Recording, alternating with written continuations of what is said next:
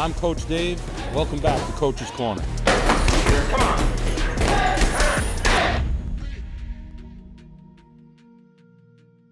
Welcome to another episode of Coach's Corner. I'm Coach Dave McDonough. Today we have a young, rising prospect, professional fighter, Joseph Chisolm, at a Chick Rosnick Boxing Club in Connecticut. Joseph, we welcome you. Thank you for taking the time out, coming down, spending some time on Coach's Corner with us. A little bit about Joseph, multinational champion as an amateur, over 100 amateur fights, professional now. You signed with Jimmy now? Yes, sir. You signed with CES Promotions, Jimmy Birchfield, my buddy, going on, what number fight? Sixth fight, right? Yeah, I just want to make sure my numbers are right. Coming off a big win 2 weeks ago in Mohegan Sun. Congratulations. And, you just expressed it's going to be back to work for you, but welcome. Congratulations again. We appreciate you coming here today. And you have some exciting news that you're back in the ring in. I'll be back in the ring July 19th in Mohegan. Yeah. So, one thing, you turned pro, and we're going to get to the whole thing, but just going to touch on Mohegan for a minute.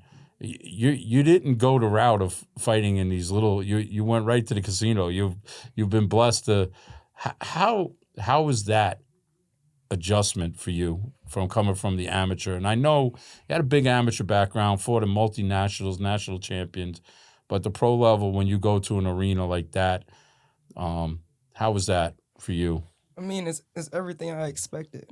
I mean, when I'm on TV and I'm looking at the boxing fights, the arenas is 10 times bigger. So right. To be able to do that, you gotta do this first. But I mean, what you said, like, I skipped over kind of like the pro shows in gymnasiums or in other places. It's a blessing at the end of the day. Like I can say, I was blessed, and Jimmy's a good guy, good promoter. So we actually we met when I was 10 years old when I won my first national championship. So it was kind of easy from then. He already knew who I was. He got an idea of me, so that was kind of easy to following your career. So you were kind of bred for this game. Yeah, for sure. Your dad's your coach, Martin Chisolm, very well respected, not only as a boxing coach, martial artist, owner of the gym. But with all of that coming into it, we always ask the question, what led you to boxing as a young man? And I mean, you're still a young man, but, did you always know it was boxing from the rip? No. Initially, I started off like mixed martial arts and karate. Yeah. My mom comes from a karate and kickboxing background. My dad boxing and kickboxing. So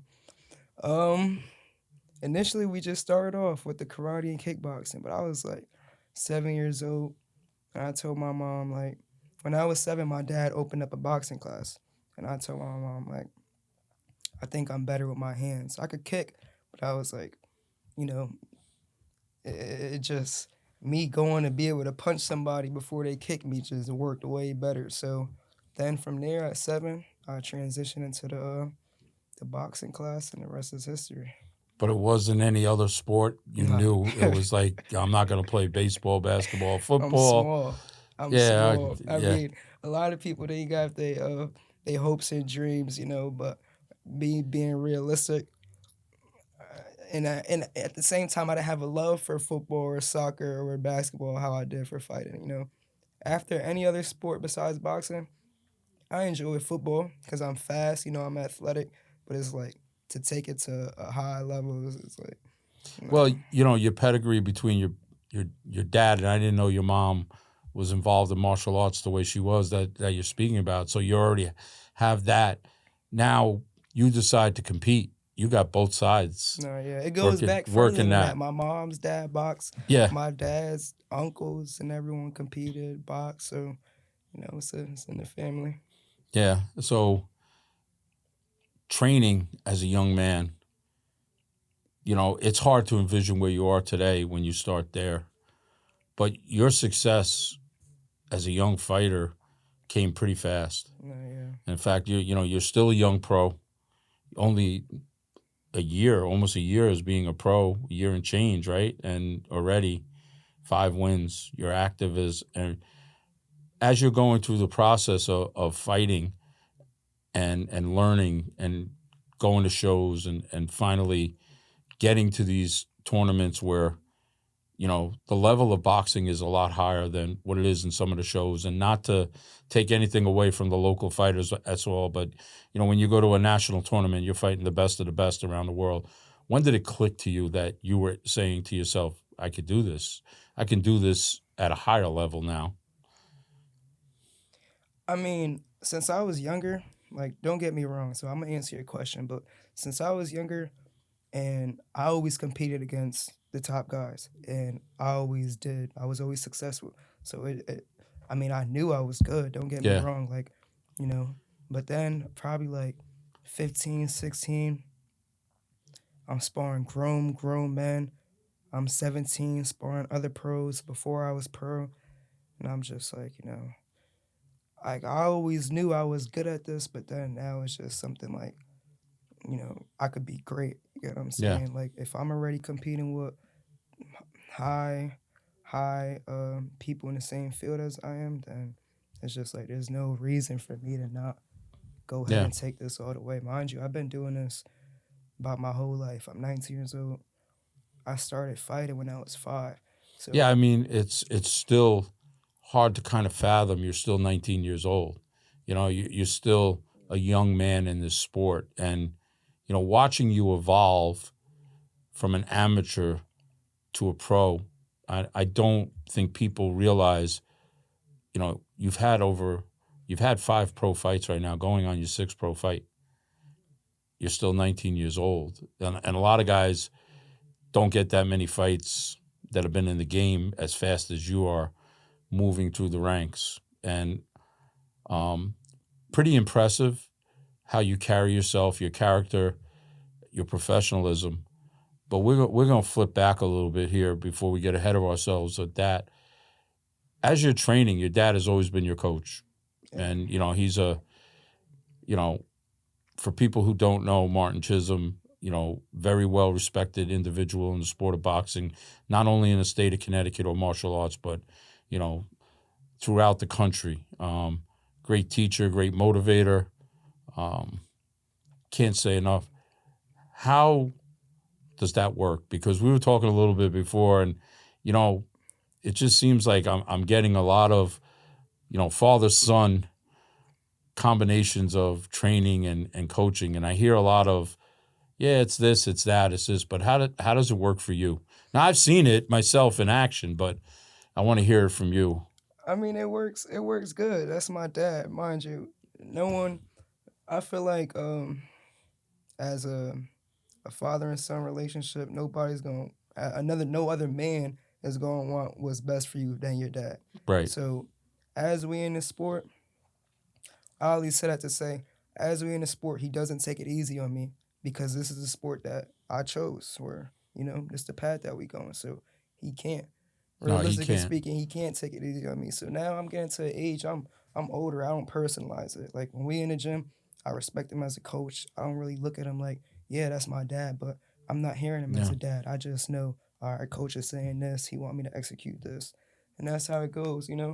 It's always been a little up and downs or whatever, because that's my Yeah, dad. but that's Sometimes but that goes with the coach, whether so the right. dynamic comes in as like he's father and coach. I think might be more on him at times because not only as a coach he has to protect your best interest, but as your dad he's looking out for your Oh best yeah, for interests sure. as that. And I think sometimes that's got to be very, very hard. I don't know, as I don't know how it feels for him, yeah, honestly, but I will say that I think it's even more. It's better that that's my dad, because I couldn't imagine going throughout this whole journey with somebody else, with another man that gotta yell at me and push me the same way. Because then it's almost like you could almost say we don't gotta do this. You get what I'm saying? yeah, But with my dad, that's my dad. I'm going to deal with him regardless. So it's like as soon as we got any little hiccups or whatever, we bounce back because that's my dad. So it's Well, not. It's nothing. yeah, dad or coach, and I think as a fighter, you got to kind of have that relationship, whether it's your coach or your coach and your dad, because there are going to be differences. And you're growing now. You're not a young fighter, a 10-year-old, a 15-year-old fighter. You're a young man who's a professional. You have made this happen with your ability. And I believe, fighters need to have an opinion. They have a personality. They have to have a say in what's going on. Right. And there are going to be differences with coaches. But at the end of the day, we got to look at what the fighter's best interest is. Like, we could agree to disagree at times and stuff like that. And it's like, okay. But at the end of the day, my opinion is, and the way I roll is that we're going to make the best decision for the fighter. And sometimes we got to make that decision for the fighter because he don't want to make that decision. Yes, and he leaves it to us. But do you feel, I've watched him coach. He's got, many good fighters coming out of your gym. Do you feel he pushes you harder than the others? Or is it a... No, not necessarily. I feel like he'll push you as hard as you allow him to. Right. You get what I'm saying? Like, you're not gonna push anybody. He can't want it more for anybody Right. else than they want it for themselves. But the fighters that show they want it and that's willing to take the abuse, then he give it to them because there's really no other way to coach. To coach, yeah. So now, you amassed this great amateur record. Multi-championships. When was the talk shifted for you to say, hey, we've done what we need to do here. It's time for me to go pro? And was it you who initiated it? Was it your dad?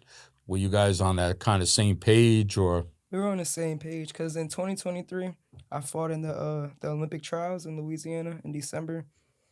And I went down there. I did my thing, won my first fight. The second, I really felt like I won, but you know how it goes. So after that, it didn't necessarily discourage me because I'm still in the game. It made me say I gotta take this to the next level because after I only went to that tournament to possibly make the Olympics. Right. And if of I didn't make course. the Olympics, then it would have just been nice to go on the Olympic team, as my sister did. So after that, I was like, there's really nothing for me left in amateur boxing. That was the only thing I wanted to do that I haven't done, and I didn't want to wait another year to do it. You get what I'm saying? So I just said, you know what? I told my dad, I was like, I'm done. Like, I just told him after that tournament, after all the tears and everything, I told him, I was like, I'm done. Because I couldn't go through that again. I can't train that hard.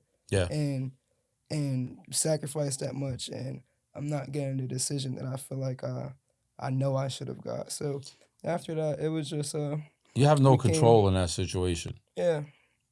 So you kind of and talking to other fighters, I start to understand it. You guys train so hard, and you go into a tournament like that, you feel you perform good, and you, in the eyes of the judges or the other ones, no, it didn't happen. And now it's like, oh, man. So I think maybe to take control of your own career by being a professional, you're in control. Right. You decide if I want to fight this fight, I want to fight here, I want to fight this person. At least, when you get to the level of being with a promoter, you have an opportunity, you're protected a little bit more. Right. Which is a beautiful thing. Yeah. So after that tournament, I just said I was going to turn up and that would never happen to me again. And now y'all see, fast forward a year later within my pro career, I'm 5-0, 5 first-round knockouts. So, you decide to turn pro. Was it, and I know you know Jimmy Birchfield for a long time, was it natural to speak to him first, or were there others that, obviously with your pedigree, After the tournament, as soon as the tournament ended, I had people coming up to me, like managers, but it was just too soon. I was still an amateur, so it wasn't even, they try to snatch you up, get you quick. But I let my dad do the talking. I'm still a minor at the time. Like I Right. wasn't really and at the same time I didn't really know the business as well as I do now. But there for sure was a few managers and a few other routes to go. But the CES promotion, Jimmy Birchfield was the best thing to do. It wasn't when we sat back and we thought about it, that was the best option and that was the best thing for us to do. And it was actually probably the first option, to be honest. Like, this is our local promoter. Why not give it a chance? We know him. We know some other guys that was signed to him. You got um Jermaine Ortiz that just came back from a couple world championship fights. Right. You got Yeah, he's got Alejandro Paulino coming up. there was You know. somebody else I was just about to say. I forgot their name. But it's all right. We could get back to Yeah. it. But good promoter. So we gave it a shot and it's going good. Yeah, I feel, you know what, look, I got mad love for Jimmy, known him a long time. I think from the fighter aspect, like, you got to look at it this way. You're a year in and you fought 5 times in Connecticut All right. at the casino. So I think as a fighter, whoever you go with, you want to be fighting. You don't want to be like, okay, I got one. When's the next one going to come? Or when's the next one going to come? Like, you already know you were just out of the ring not even less than 3 weeks ago, and you're back in the ring in July. You already know. So you take your time off, you get back, and you keep working. And, by the end of this year, you're probably en route for 10 fights, Yeah, in your first year as a pro, which is, that kind of sets the tone for it. Now, I know the way you train, but did you feel once you turned into the pro game you had to change some of the stuff that you did? And I know we just talked about a little bit. You do work a job, so you're not, waking up and just going to the gym every day. You go to work and everything else. What did you see changed from the amateur to the pro level? A lot. I'm not gonna lie. I really won't lie. When I was getting into this, I didn't know what I was getting into.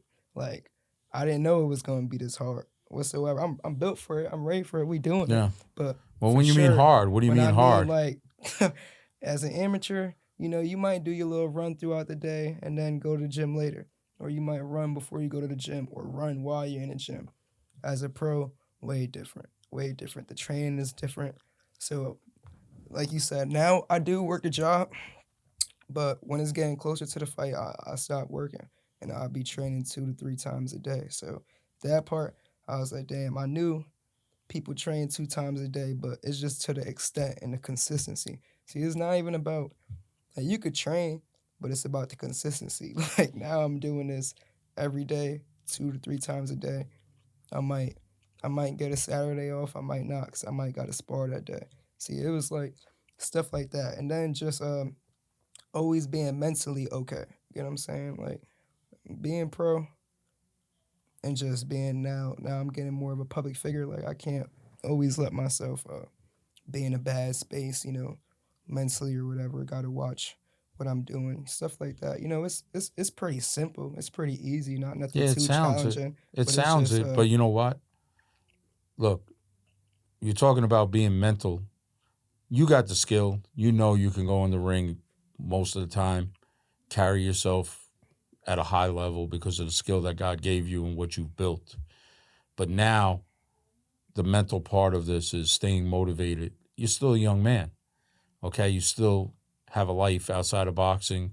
You're working. You got to put all of this together now and say, man, there are days that maybe you don't want to get up and go do your road work and then go to the gym or go to work. And that's natural with everybody, because the difference is at the professional level, it changes from who's going to start going up the ladder and become elite and who's just going to stay here. Yeah, that's a fact. How do you motivate yourself?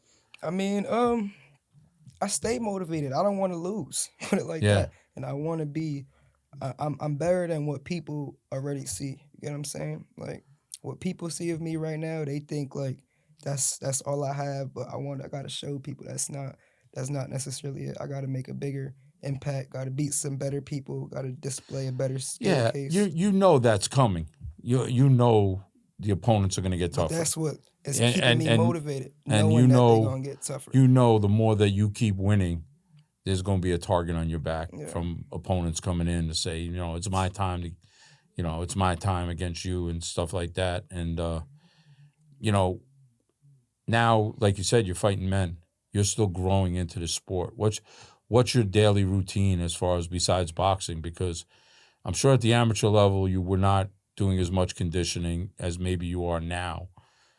I mean, I'm gonna give the whole little recipe away. But No, you I'm don't got to always, give it away. But like, it just consists of a basic run, swim, kind of weight and conditioning training. I'm always doing stuff like that, and I do a lot of internal strength conditioning. So I don't do a lot of like weightlifting and everything. I Right. do a lot of isometrics and trying to keep flexible band work and stuff like that to keep your and a lot of calisthenics too. Yeah. Keep you strong. How do you keep maintain your weight? toned. I run. Like when I don't got a fight coming up, I don't be too concerned about my weight. But as it's getting closer to fight time, I run way more, and I just watch what I'm Well, eating. yeah, I don't ever see you really being too far out Mhm. even in between fights and everything else. And but as you start to grow now, and we'll talk about the pro game, you are fighting men now. You have 5 first-round knockouts. What do you attest that to? Besides your skill, because to come in young, learning the game and everything else, do you feel that's what you have to show now? That you're for your size and your weight, the power that's there.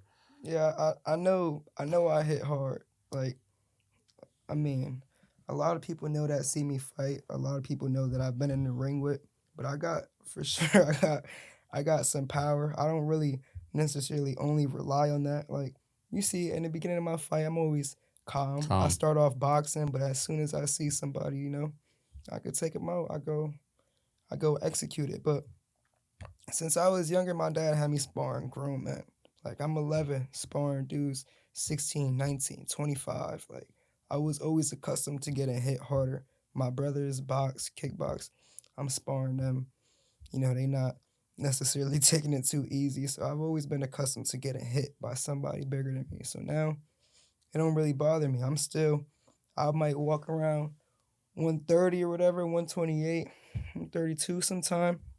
I spar someone 155, 160, 165. And I'm not saying necessarily they banging the whole time, but they got a punch because Yeah, they know what I'm they, coming with. So I'm prepared for it.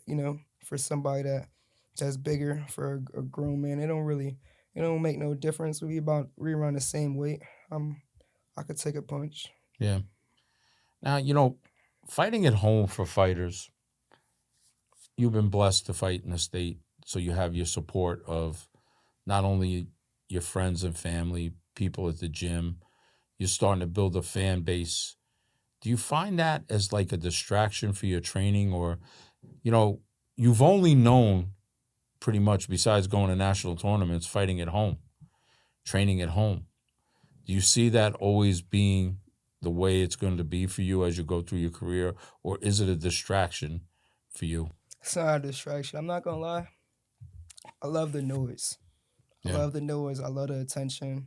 I love everything that comes with it. Even if without it, it don't bother me. Like if it was dead quiet, it wouldn't bother me. But the all the lights, cameras, action, I love it. It just make me say, all right, I'm about to go out there and perform. Like I don't I don't get nervous, and I love the Yeah. fans. I don't think it's a nervous thing. I mean, more is it while you're training at home because you're working, family life, does that become a distraction to you No, not at necessarily, times? because everybody know when it's time to train, it's time to train. Like my dad, Yeah. my dad don't play around with that. So if you gonna come and not necessarily, no one really does that. But if you gonna come in the gym and watch, or sometimes people might come to the sparring sessions and it's quiet, like they not coaching me, they not saying nothing, So it's not necessarily a distraction whatsoever.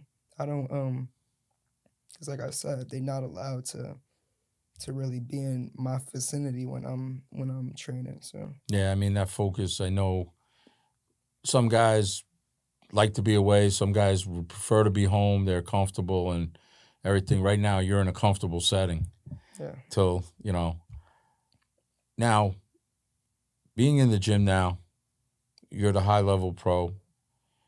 Dad runs a great program there. You guys have the tournament every year. It's just, do you see yourself as a role model now?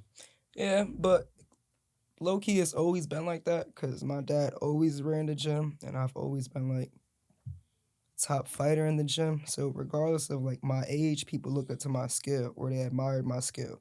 So it's like I always kind of had to not necessarily even act a certain way because I don't act out. That's just my Yeah. personality. But it's like I always I always kind of had to set an example is what I could say. So now as it's gradually getting more.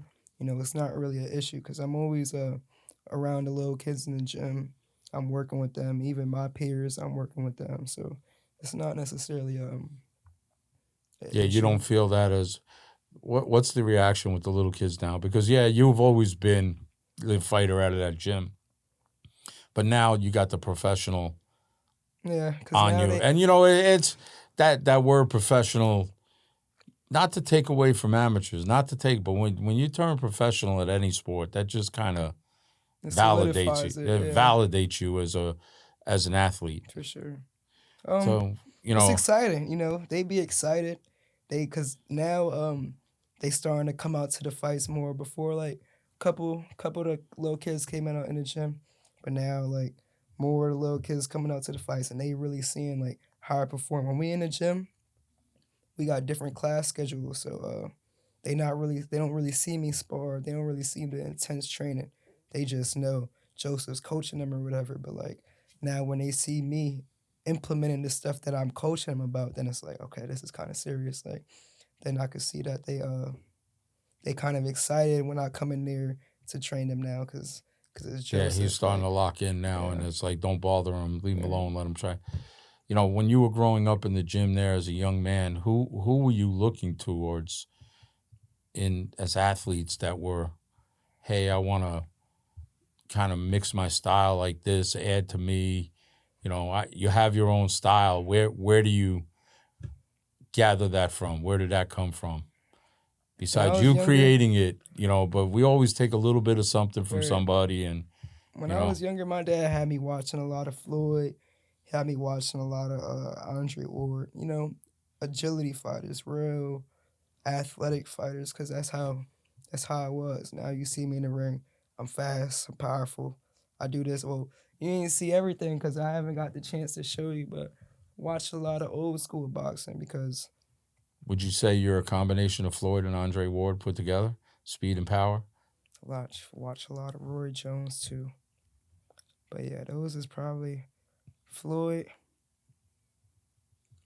Andre, I mean, I could see a little bit of all Roy of them in you. Jones, and like maybe like Sugar Ray.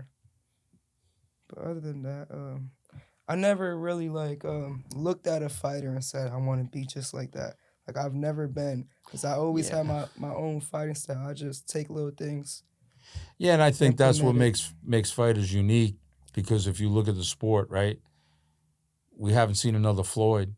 You see people trying to emulate his style, but never to Right, him, right? right, We haven't seen another Sugar Ray Leonard. right, We haven't seen another Roy Jones. Haven't seen another Andre Ward. We're going to see guys maybe with close skills of them, but not that style that they fought right. like that. So I think a fighter is always, they have their style, but they're looking at what other fighters who were successful did and say, well, maybe if I tweak this a little bit, or I did a little bit of this like this, put my twist on it. That's how it kind of rolls. I don't think, fighters tend to copy other fighters' styles per se. I got you. But, you know, coming up now, you're talking about, you had so much success in the first round. And I know you're not training just to say, like, I know you're covering all the bases. I know your team is like, okay, playing A, B, C, and D in a fight and covering all the bases. I mean, it's got to be great to get that stoppage in the first round. No, You yeah, know, for sure. but Like to is set it off the like tone. do you want to? You're talking about you have more in your bag that you want to show. Like you seem like you want the fans to see more of you. I do, but if they don't, if they don't got to, they won't. Like Yeah, of just simple as course. that. Cause Yeah, you're yeah, not that's there it. to keep guys hanging on. If you can get them out, and Right, go home. I mean, right. that's the name of the game. It's not to keep them there. But going forward now, as you feel opponents getting tougher, you're going to be challenged as you keep rising and rising. And you're in the beginning stages.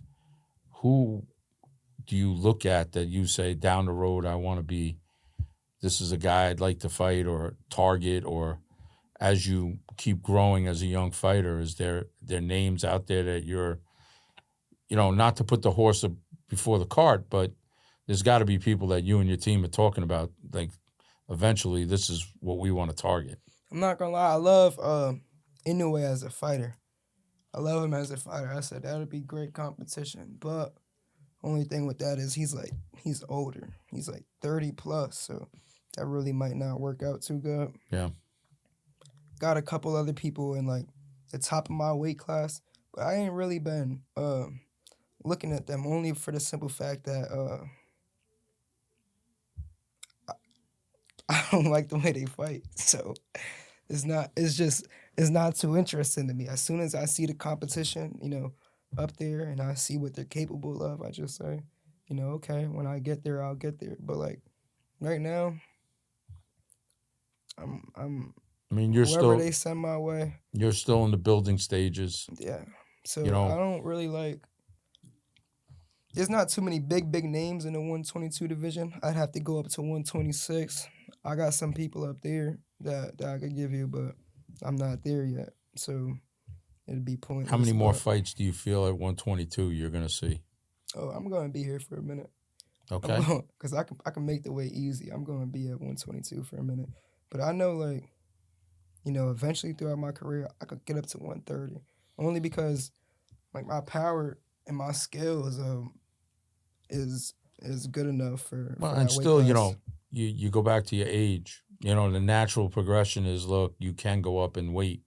Properly as you get older, you're going to get a little more physically stronger. You're going to grow a little bit more. 122, 126, 130. As long as you don't eat yourself out of the division, you make Right. yourself. You can make the weight, and you are able to do that right now. So those divisions, depending on, I solidify one, I move to the next, or That's really the plan. Like we what you just said right there. That's the plan. I want to. I don't even know if I told anybody this, but I was thinking about this a couple weeks ago. It wouldn't even be hard to become undisputed at 122. Like I really don't think it'd be that challenging. Only because of, I mean, not necessarily the competition in this weight class isn't great, but but that everybody's small. that's not your fault, It's and not. your job is just to keep progressing through the weight class. Yeah. Take what they give you, and hey, it is what it is. You know, eventually you solidify it and you move on. When there's okay, I'm done here. Next, give me something else. All Give me right. something else. But did you think you would be moving this fast when you turn pro? No, but I hope so though. Right. Well, I mean, So fighters always hope that. The idea is, look, fighters. You guys have been around the game with your dad. You talk to people and they promise you the world. You're gonna be fighting. Blah blah blah blah. HBO, Showtime, The Zone, whatever it is now. Yeah. And then you watch fighters' career. They fight right, twice a year, right. once a year, and they're begging for fights. But to have this many fights in your first year, did it really, like, okay, when you put your name on the contract and said, okay, I know you figured you're going to fight, right? They're going to make a big deal of your pro debut. You'll get a couple other fights, but, like we just said a couple of minutes ago, you might be 10 deep at the end of the year. And that's you're still a young man. No, yeah, I'll still be 19. So that'd be that's really the goal. I had said that after my fight in February, that's exactly what I had said. I wanted to I wanted to be at that Yeah. be at that number, at least 9. But it's looking like that, you know. I'm on my 6th fight, July. Yeah, I It mean, wouldn't be nothing crazy to it have wouldn't be 3 or 4 crazy. It more. wouldn't be crazy depending on how everything spaces out. Right. What makes sense for you and your team, fighters' availability, dates, shows. You're back in the ring right away. When I looked at Mike Tyson's career, Yeah. when I looked at his career, he had like 15 fights in 1 year at one time. I said, damn. But it was the beginning of his career. And it's because he was knocking everybody out. It was easy. They're moving. I said, nobody's doing like, I want to do nothing like that. Not saying like personally me, it's just that's not really available no more. But like I just thought about the way I was moving. I said that'd be beautiful if I could have those 10 fights in a year. Because I don't see nobody doing Yeah, that. but I think, you're right. And going back and look, I carry age on you, right? So going back to old school fighters, right? And, idleness for a fighter is the worst thing that could happen. Like you look at some of the old fighters, like I had a gentleman on here, his family, his name was Tony Pallone. By the time he was 21 years old, he had over 70 professional fights. Oh, shoot. With a winning record. He was fighting 4 or 5 times a month, 4 times a month at least. It's just because at the time, Madison Square Garden was putting cards on. There was fights constantly. These guys were fighting as a real profession and getting paid. That was how they made their money. I think idleness for a fighter is very bad because the more time that they're not in the ring, motivation level, a lot of things can happen to that fighter, right? And obviously you're not keeping your skill level up. Sparring is sparring, training in the gym is training in the gym, but without taking that to a fight doesn't really help you as a fighter. Fighting so much like this, do you find it tough to come out of one camp, fight, get back and try to regroup yourself personally, your mind, your body, knock on wood, you're healthy. You've been blessed that you don't have any injuries or anything like that in the ring. But is it hard to come back out and say, because you're going hard for 8 to 10 weeks for a camp at least, maybe more, depending on when you're always in the gym, but probably your camp is what, 8 to 10 weeks, real planned out once you get your opponent, the sparring, training, 2-3 times a day work. Do you feel that once you come out, now I got to come back in and I got to step it back up again? Not like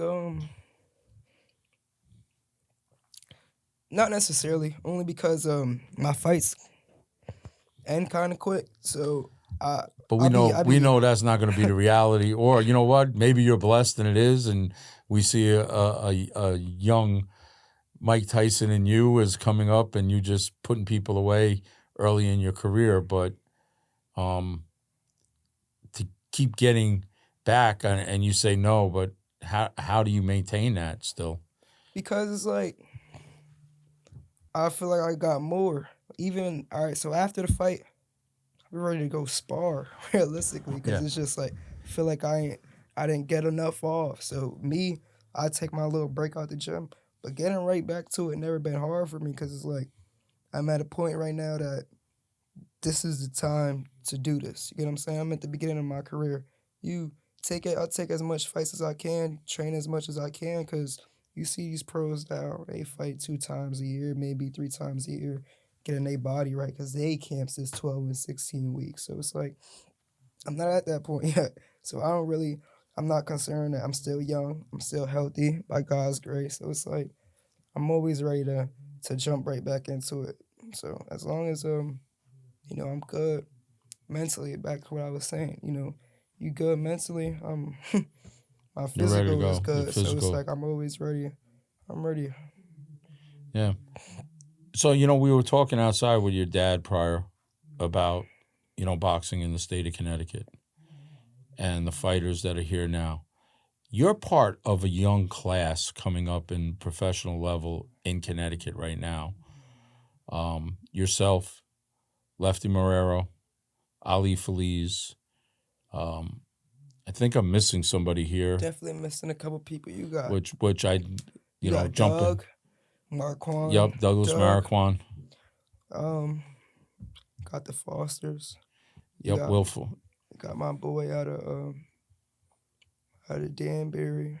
I meant not Danbury, Waterbury, Wine Glass. Yeah, Javante. So But there's a couple of you're us. coming out of that, and those guys are a little older than you at the point, but you're coming up with these young guys that you guys were. I got to see all you guys as amateurs and start to grow as that class of fighters, and everybody else that I don't want to leave anybody out because there are a lot of really good fighters out there in Connecticut right now fighting. We saw Cordell Booker fight Fundora.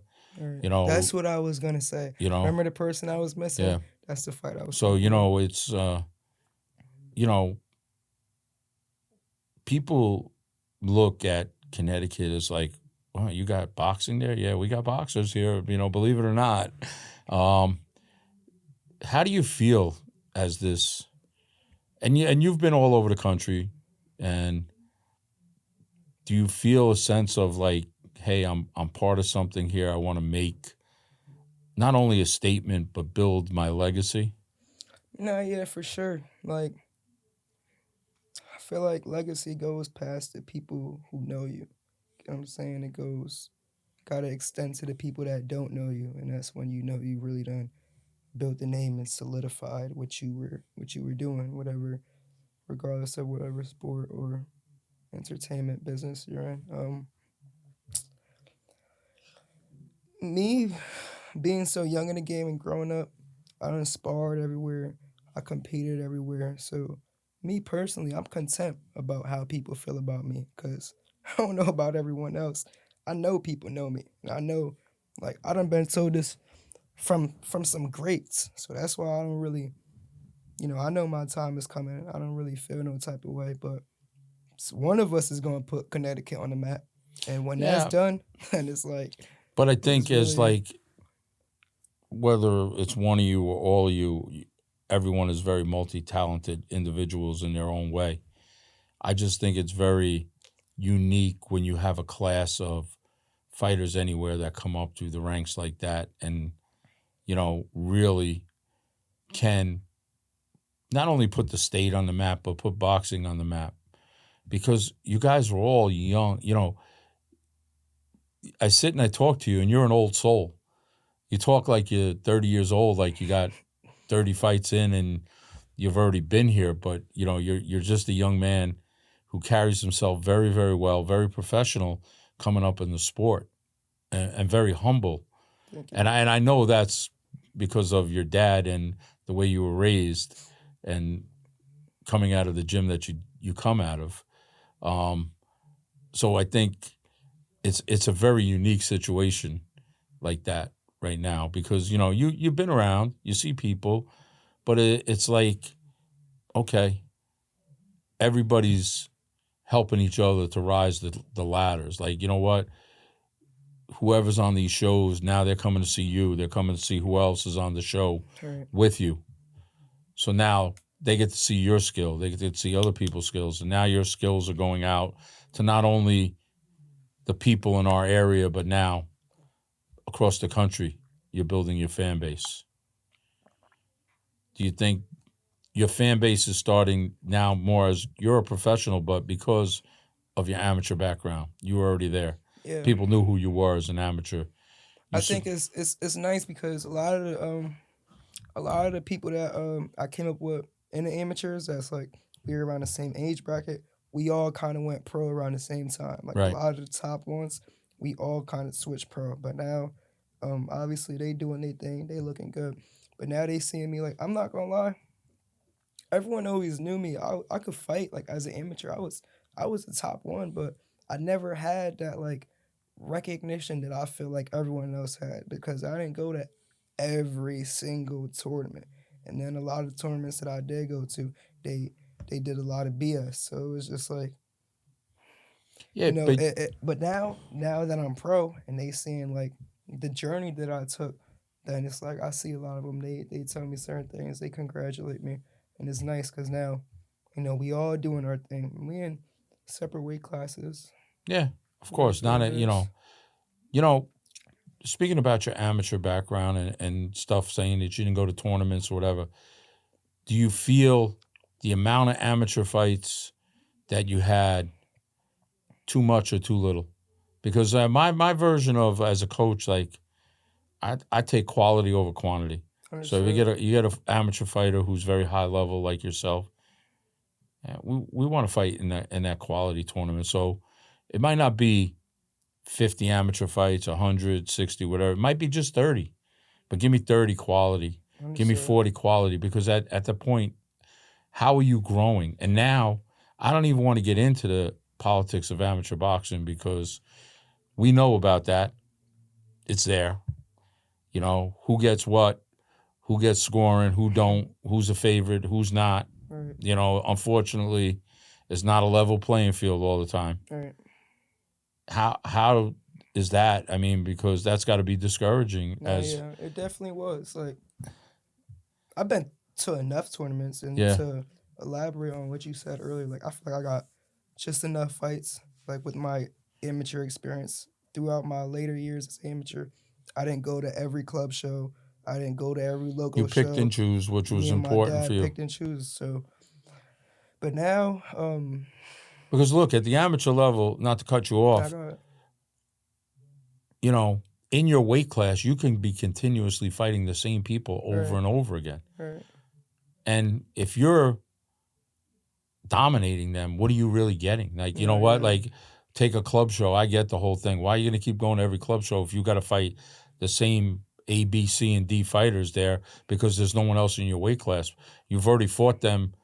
You know, you're not getting any better if they're not improving. And then now you go to national tournaments and you're in the same bracket as guys that you were, right? But, you know, your skill level's going up, theirs not. How does that benefit you? Well, that wasn't my case. That was never my case. I always had high competition throughout my nationals. And yeah, but your success level at that competition was above it. Sure. You know what I mean? And that's it. So where, you know, like I get that as a fighter, maybe not in your case, where do you cut off saying, okay, if the Olympics are not in play, I've fought enough amateur fights, it's time. I go from here. I mean, prior to like nationals, a lot of people look at like who signed up in their division. So it kind of tell them, okay, are we going to go or are we not going to go? But like, I mean,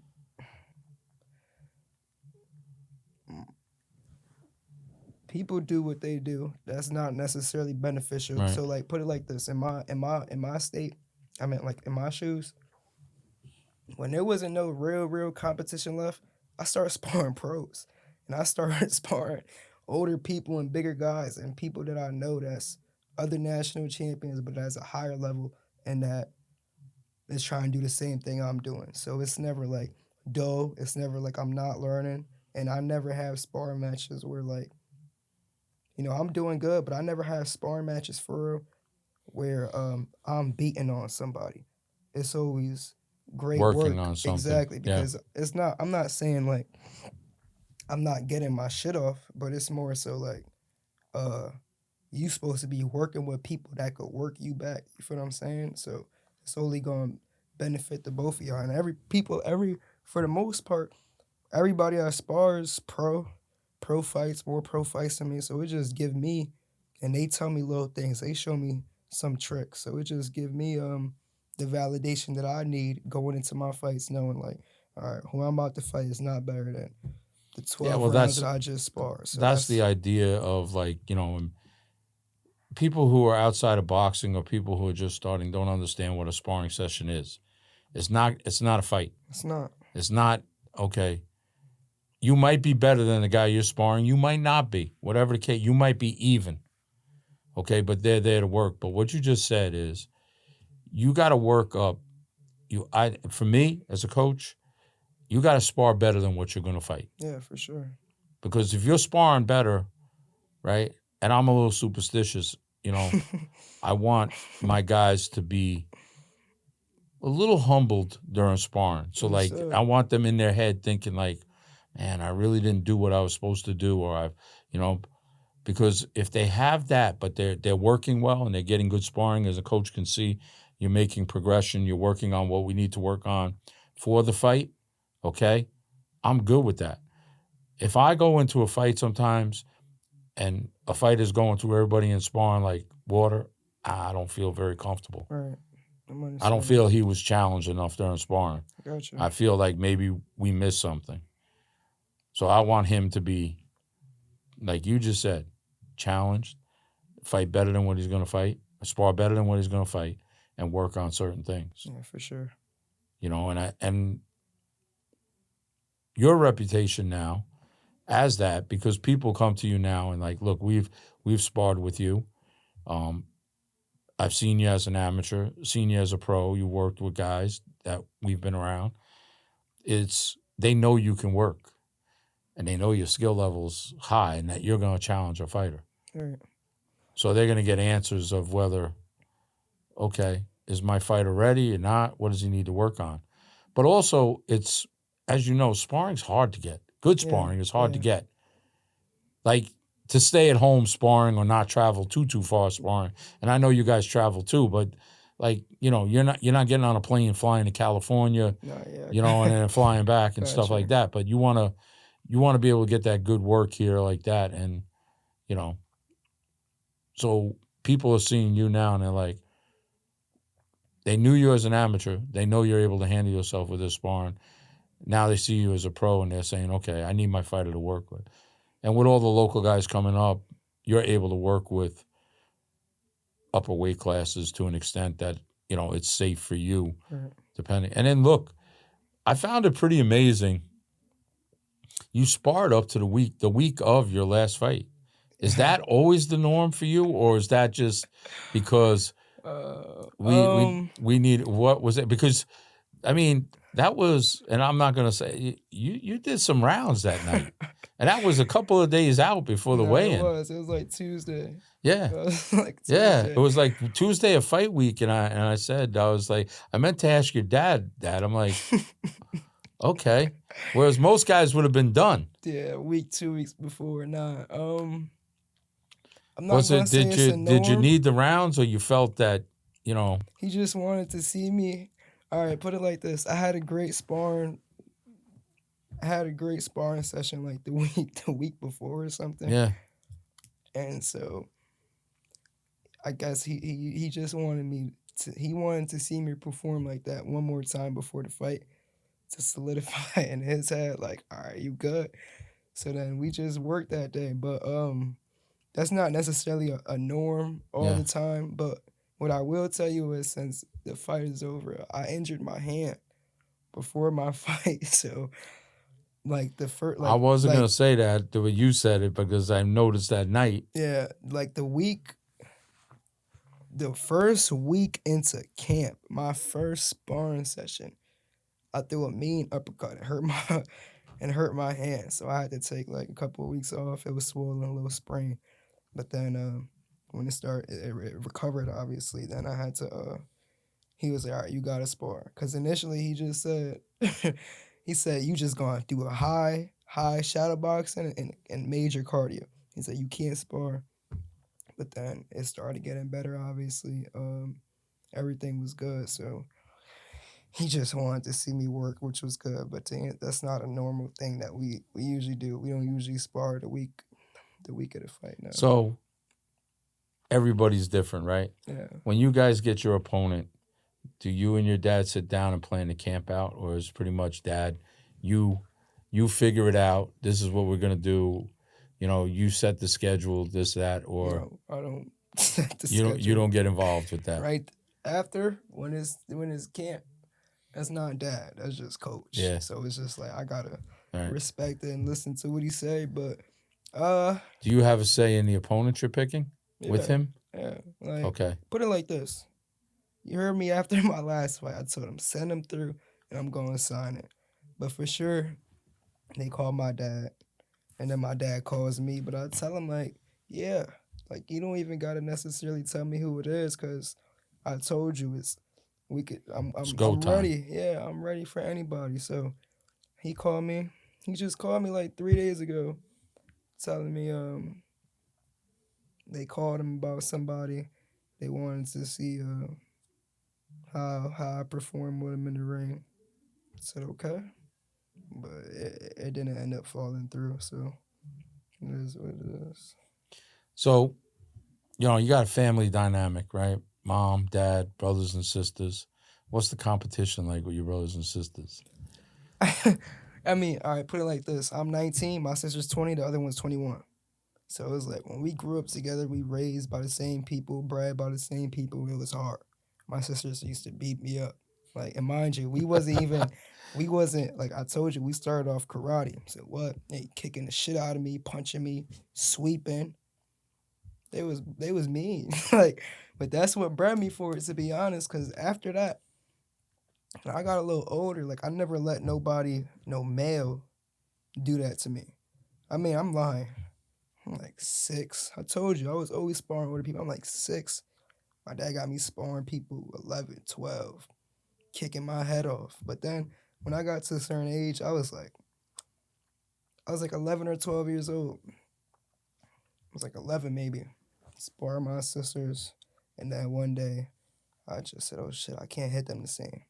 Like, it wasn't even like, I knew I was hitting them hard, but then I seen the way that they was reacting to the punches. I'm like, okay, like, I gotta calm this I got to shit down. back up. Yeah. So then by like, for sure 13, because we right then and there.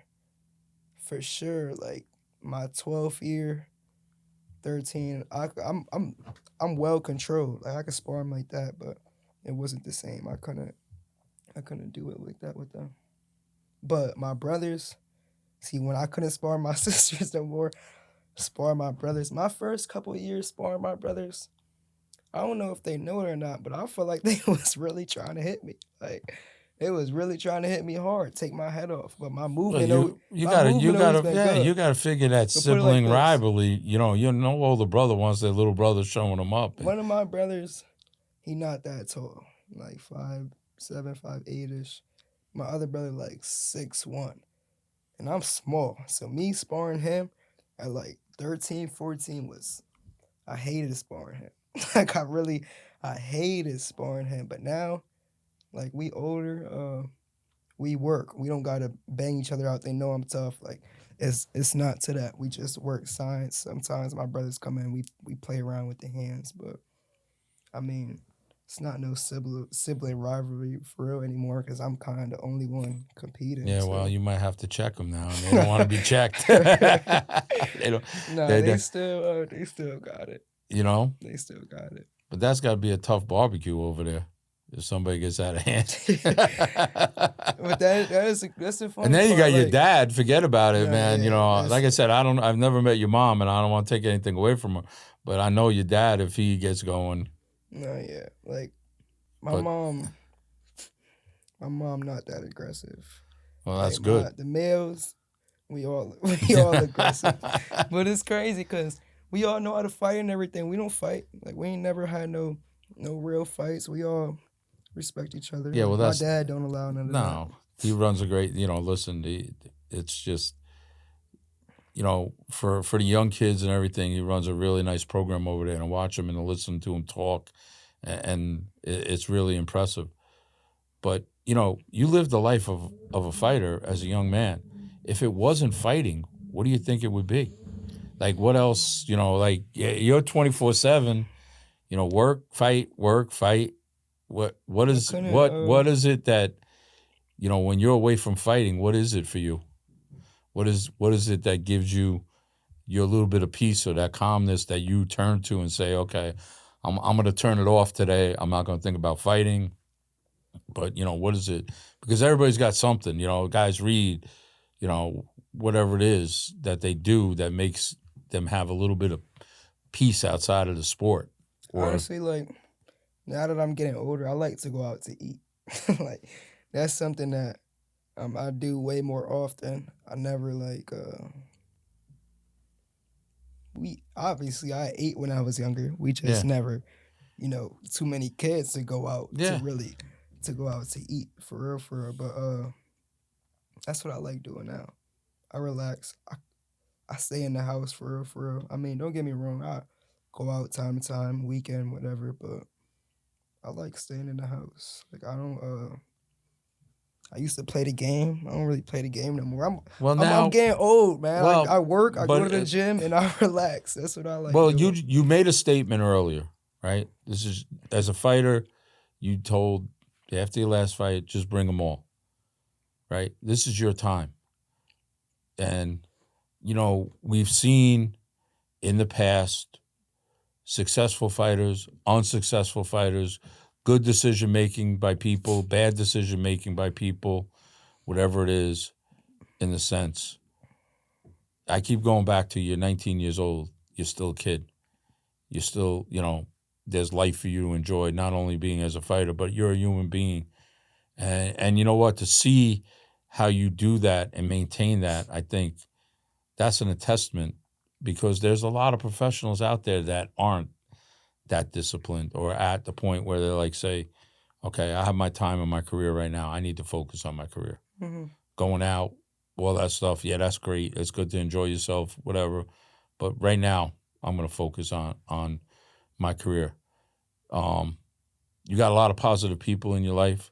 Yeah, for How sure. your friends supportive of this because who's around you helps elevate you, I believe, or take you down. I got you. So your support group. I got a great support system. Like Yeah.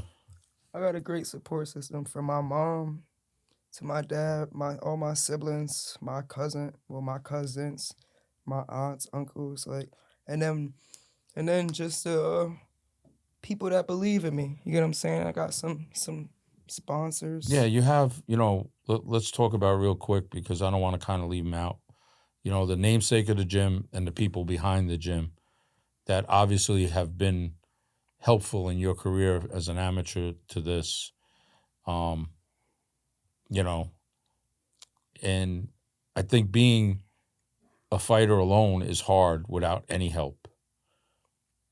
But your support group right there has to make it a little bit like, you're working, you have an income. You're not relying on strictly purses right now to get me to going. fund your life. Your people around you right now are like, okay, when it's time for you to fight, they're there to support you. And I think, that's really important for a fighter, for you to feel comfortable to know, okay, I can go and train. I don't have to worry about where I'm living. Is there money coming in? Equipment. Where am I going to train? How am I getting to the gym? Yada, yada, yada. I mean, that's got to be a big lift off of you right there. No, yeah, for sure. It's a relief. Not only a relief and a blessing for me, but for my parents. Cause, all right, so now we just gonna get into that real quick. Hal Rosnick and Michael Rosnick been supporting me for 8+ years now. 9+ years been supporting me from sending me to tournaments, sending other kids to tournaments.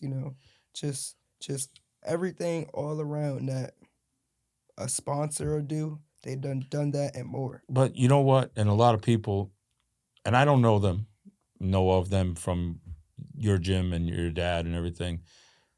You don't hear about what they're doing At all, because they don't brag about it. And then that's my point. Like my point is like, guys like that in the fight world. I always say it takes a village. It doesn't just necessarily mean your trainer and the fighter. There's a lot of people around you that are doing things that people don't see or hear about. And, my hat's off to individuals like that because yourself, other fighters, the gym, there's so many things to get these fighters going. Equipment. Guys don't have gloves. Guys don't have what they need to go to a tournament, a uniform, plane fare, whatever it is. My hat's off to that. And, you have kind of like, from what I know about you, okay, you show that respect and that humbleness of what opportunity you have right now. And it's like you want to, not only for yourself, but for everybody else around you too, bring that winning attitude every time. Yeah, you got to, because then you got people is really behind me. People have really been supporting this dream of mine for for a long time now. So it's not even like they supporting somebody. All right, this might sound I don't want to take this the wrong way. It's not even like they supporting somebody that is like is a maybe, maybe not. Like they know that as long as I'm doing what I'm doing and I'm staying healthy, that Well, they everything is see, gonna they be see, okay. right? They're supporting because of what you have shown previously. And obviously they see that you have skill. They know you have skill. Now they're seeing you evolve into a professional. They're seeing, okay, now you're moving. Now you were at an amateur level. Now you're at a professional. You're moving and you're serious about this. People want to see success. People Yes, want to see sir. success stories. You know what I mean? And that's a testament to you. So, but if we kind of ask everybody else if you had to give somebody advice, Joseph, a young Joseph Chisolm coming up in the game, or whether he was a boxer or not, what would that advice be? What was kind of the advice given to you, or what would you pass on to somebody? Believe in yourself. Never let never let nobody trick you out your spot and into thinking that you gotta necessarily do something to seem like this or that. But I mean, staying consistent and staying disciplined and focused is actually like one of the most important things you could do in life and as an athlete. Like, and I say that I tell everybody that, and y'all look at me. I'm pretty okay. I'm not the most disciplined, and I'm not the most focused. Like when it's time in the ring, I'm focused, but outside the ring, I'm not the most disciplined. I'm working on it. So that's why I tell people because I'm seeing how important it is. Like I'm seeing how important it is, and it's important. If not, it's not even a training because you could train, but if you're not disciplined, then it's not going. It's not really going to amount to nothing. So that's really Well, you that's know what that something that I means? tell That means everybody. you're growing not only as a young man but as a young fighter. Yeah, because it's like I know I could really be something in the game in the boxing sport, but if I don't discipline myself like Yeah. how you supposed to, then it's like you don't get far. I done seen a lot of great fighters fail from being undisciplined, and it's like that shit is easy. Like it's easy, so it's not I even a hard I thing to totally do. agree with you because look, you kind of grew up and your skill was good. You owned your skill. You got better and better, and as you got better with skill, sometimes with skill, we step off the gas on other stuff because our skill can overtake it. Because we always can go to our skill. But I go like this, right? And he's not my favorite fighter, but I have so much respect for him. And Floyd Mayweather later in his career, people always said he didn't fight this guy, he didn't fight that guy, he fought the. But Floyd Mayweather made so much money in his career that he didn't really have to fight later in his career. I He mean, he didn't. was well off. But when he did take fights, even those exhibitions that he takes, everything is serious. Everything is serious, He and don't. that's why It's like he the you talk best. about the discipline. He don't drink. He don't smoke. I'm sure he's got his little vices like everybody else. He's a human being. But when it's time to fight, we gonna run 2 o'clock in the morning. Run 2 o'clock in the morning. We gonna be in the gym. We gonna be in the gym. Right. We're gonna do this. So you know what? I get that and I respect that. And I think to be a champion, you have to have that attitude. You have to. You have to know it yourself, right? Nobody can tell you, Joseph. You know how to box. You Right. have skill, right? Now the difference is you becoming a professional is you take somebody like yourself and take another guy who has the same amount of skill as you, right? If that guy with the same amount of skill as you don't work as hard as you, you're going to excel, all right? If you don't work as hard as that person, he's going to excel. Right. So now in the game, it's like the little things you do when nobody's watching is what's going to make you a better professional because your talent is God given. Nah, yeah, for sure. Your attitude as a fighter is God given. You walk into the ring saying, "You're not going to beat me. well, if you're going to beat me, it's going to be a war, Right. okay? Because I'm going to give everything I got in this ring. And I go back to the same thing. At 19 years old, there's not a lot of fighters like you that have that attitude out there. They talk the talk, but they don't walk the walk all the time. I You know what I understand. mean? And I think understand. that's a great testament to you, and your team and everything else. And look, we wish you a lot of success. And I hope you're here. You come back many more times as you Come keep back. winning. And but tell us a little bit about it's important now that we use the social media, where to find you for your fights, not only to watch upcoming fights, training, whatever it is. Tell us where we can find you on social media.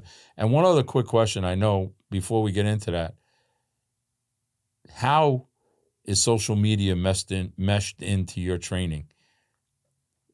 Because I know you're not a big social media guy. You guys are getting there.